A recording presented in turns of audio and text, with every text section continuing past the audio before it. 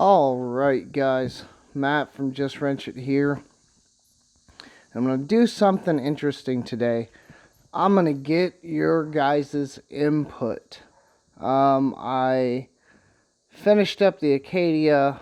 I did that exhaust work on the Audi.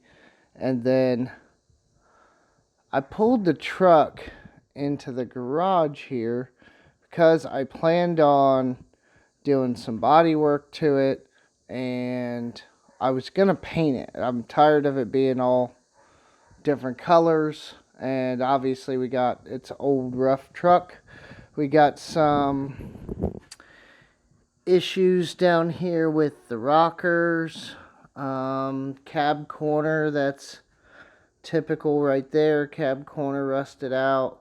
It looks like somebody tried to pull a dent here before I bought it with like one of the screw type slide hammers. Somebody did something here, who knows what, and then it looks like they tried to pull it out. So that's kind of rough. The wheel wells rusted out.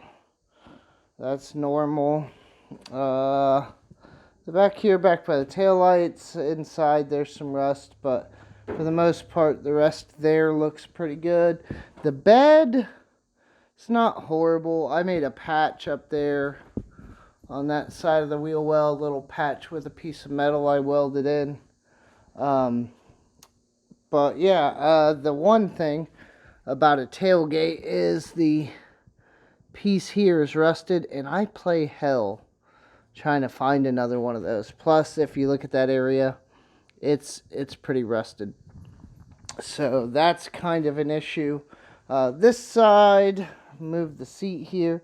Wheel well, horrible. And then there's that big rust hole there by the wheel well.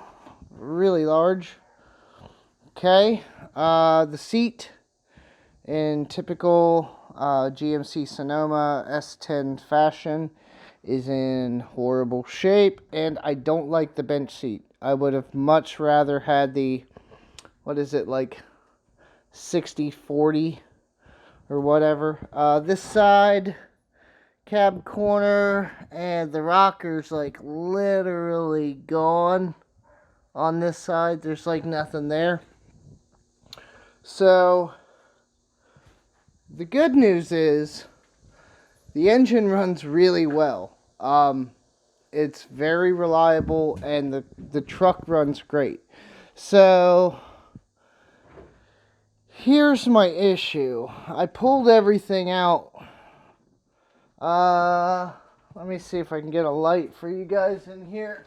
I think this is plugged in. Yeah, okay. That's my passenger side floorboard.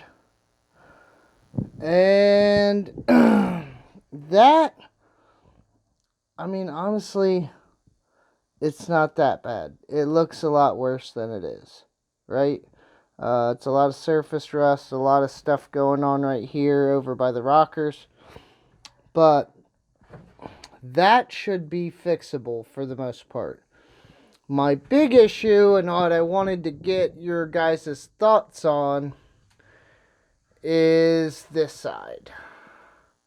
When I pulled everything up, I had some carpet in here. It had that rubber mat kind of underlayment. This is what I'm left with. That's my frame that you can see there. The rust continues over here by where the seat mounts. That's a pretty bad spot. Yeah. So this is what I got, guys. What do you think? Can I fix this? I mean, I got a welder.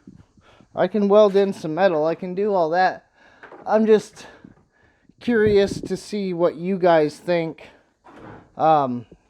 I like the truck. It's a cheap truck, but is it worth fixing? I would hate to scrap it or to try to...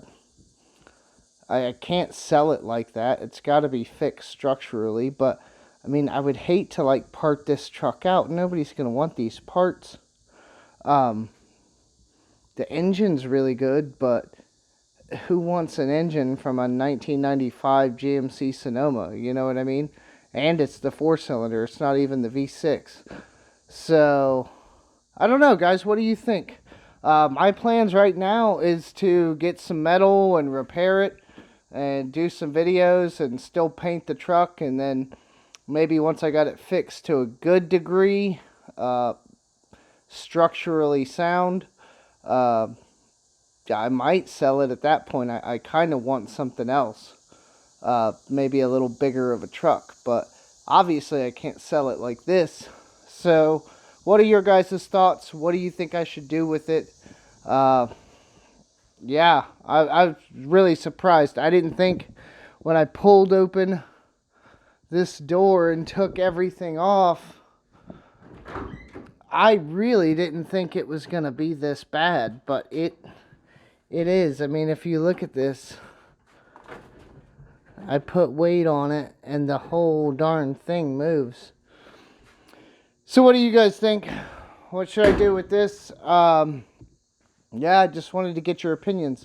Also, on a side note, for anyone still watching, I went to an auction the other day, and I got some really nice old pipe wrenches and stuff.